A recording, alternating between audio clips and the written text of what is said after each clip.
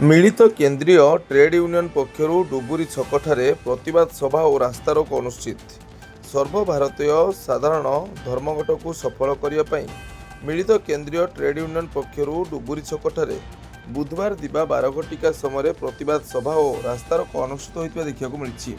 यह प्रतिवाद सभार उपस्थित थिले एआईटीयूसी नेता सुरेश प्रधान और आईएनटीयूसी नेता विद्याधर महांती एवं सीआईटीयू नेता प्रफुल्ल नायक सेमानक सह कलिंगनगर अंचल एआईटीयूसी श्रमिक नेता राजकिशोर महांत सह यह आंदोलन में बहु श्रमिक नेता सामिल होता देखा मिलता।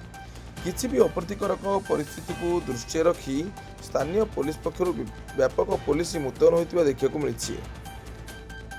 धर्मघट को सफल करो, इनकलाब जिंदाबाद, मिलित केंद्रीय ट्रेड यूनियन जिंदाबाद।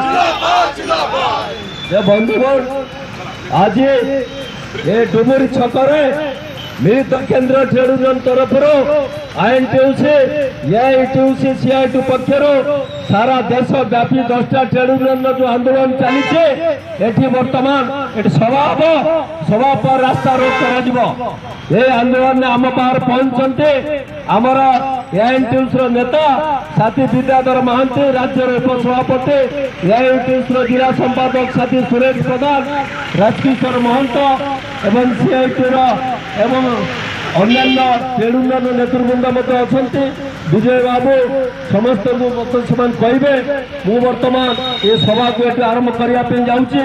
ये दाबी जो कलिंगनगर शिल्पांचल आज श्रमिक मान को शोषण करा 8 घंटा परिवर्तन से 12 घंटा काम करा तार विरोध करा 26,000 टका सर्वनिम्न मजूरी एवं आपणकर 4टी श्रम कोड को बातिल करवा ये दाबी नहीं ये आंदोलन आज समग्र जिले में आज प्रतिफलित होती।